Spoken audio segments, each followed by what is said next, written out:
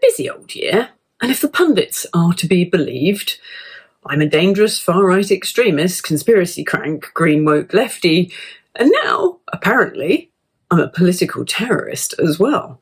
This latest one came about as quite a surprising video, which was a nice one, where members of the public had gone along to Colchester Council to request a public meeting on net zero. In that video, I expressed some of our concerns and also praised the leader of the council, David King, for his openness and willingness to consider such a proposal and to help us make it happen. So I was a little surprised at a comment from a gentleman called Ian, who accused me of political terrorism, even though I hadn't actually been at that meeting and had nothing to do with any of those requests. He went on to say that I should not throw stones and must form my own political party, followed by a small tirade of capital letters. So I'm going to address this one because Ian isn't the only person that has said I should start up my own political party, so the put up or shut up philosophy. I do find this a little bit odd that people suggest this, as I put in my reply. How many other walks of life would this recommendation be made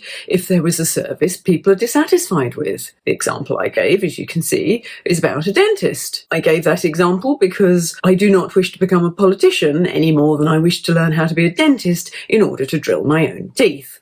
So all we really want from those brave souls that have chosen to get into office to serve the public is for them to do as they said they would do, serve the public interest. And when they don't, surely it's down to us, the public who voted for them, to hold them to account. And if we don't hold them to account, then we should not be complaining about the level of service we're getting. So that's what we're doing in these videos, holding the whole council to account. But the assumption does seem to be with some people that these videos are out to get the councillors. And as I said in my response to Councillor Law's comments about some of the filming was unfair, we are not out to get anyone. We are out to get change, and that's a very different mindset. So I invite you, Ian, or anyone within the council who thinks we're out to get them, to watch the first 3 videos on this channel, Colchester Council Watch, and you will see exactly what we're about. So I don't really understand the political terrorism comment either, because all we've done is politely go into the council and request that we have a public meeting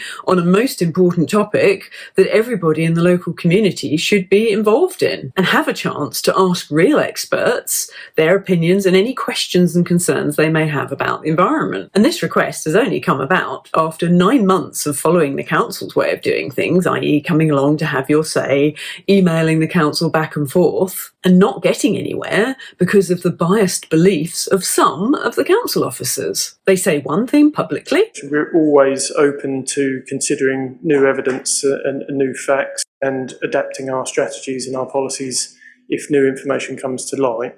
And do another privately. They have not considered all of the available information. Far from it. They've not even looked at it, despite numerous emails to the Climate Emergency Manager. So here's an example of just a few of the things we're concerned about that we want to cover in this public meeting. They finally responded to my email in August about what they consider to be evidence. And that is the mean temperature data that you see from places like the IPCC. And here you can see that the temperature has indeed gone up quite dramatically. But if you look at it, it's only taking the temperature from the 1800s, and obviously the world is a lot older than that. But even if we just go back in time a little bit, say to the mid-1600s, you can see that that warming trend started 300 years ago. And also, when there was the big increase in CO2 in the mid-1940s, you can see that actually the temperature went down, not up, in conjunction with the CO2 levels.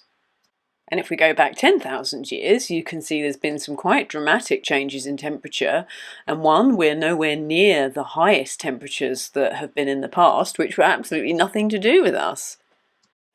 So there's an awful lot of conflicting information and also cherry-picked information. A lot of the IPCC data doesn't go back far enough to give really accurate predictions.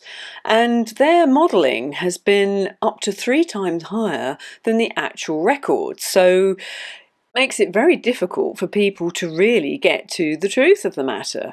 And that's what needs to be discussed, because none of the climate emergency officers are looking at the full data. They're only going by the cherry-picked data that's in the IPCC reports.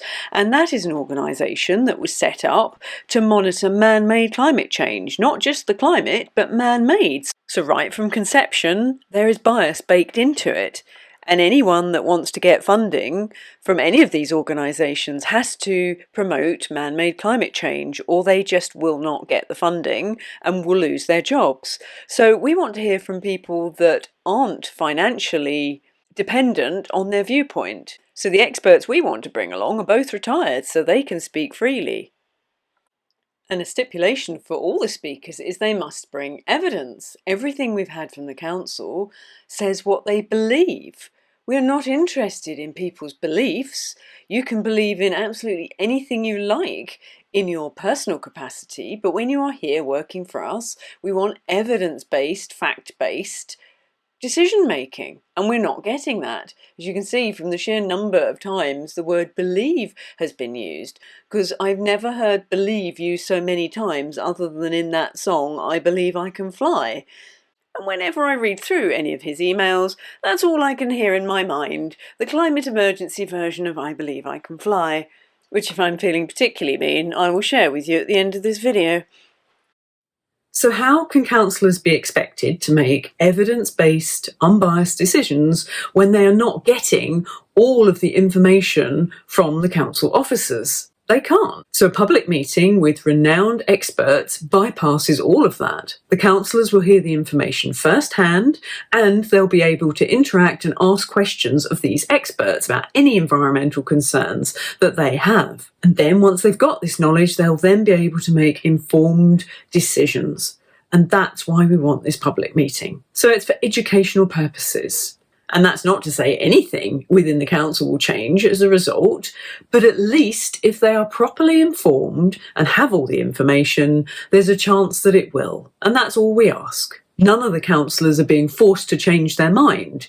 We are merely asking them to open their mind and listen to new information. So we don't force our opinions on people, and nor do we drama queen in the street, collapsing in a small pile wailing in order to get our point of view across. We merely politely and persistently request this public meeting. And these videos help us to do that. And as long as all of the people in the council are genuinely serving the public interest, then they have absolutely nothing to worry about with any of these videos. Because as you'll have seen from the licensing video, we showcase what they do and say. So they have complete control over how they come across in these videos. As the licensing video I put out last night clearly demonstrated, which ones are serving the public and which ones aren't. And also, you'll notice we don't focus on anyone's political party, we just focus on the person, because we don't care what people's politics are, we just want them to do a good job, and that is what we focus on. When they are doing good things, they get highlighted, and when they're doing things that don't serve the public, they get highlighted as well. And yes, there might be a little bit of mockery that goes with that, but considering how some people treat a lot of the councillors, our stuff is very tame in comparison, and we are always respectful, even when teasing them. And as I say, I do invite you to have a look at the first 3 videos on this channel, and that will explain a lot more. So if you'd like to read through all the emails backwards and forth between myself and the Climate Emergency Manager, the link is in the Dropbox folder below. Look in the email section, email number 2. But do be warned, with the number of believes that are in that email stream, you too might also be cursed with the climate emergency version of I Believe I Can Fly, in a never-ending loop in your brain. I believe there's a climate emergency. I believe we're all gonna die. 'Cause there's too much CO2 in the sky. Because people ain't courageous to drive too far with all that CO2 spewing out their car.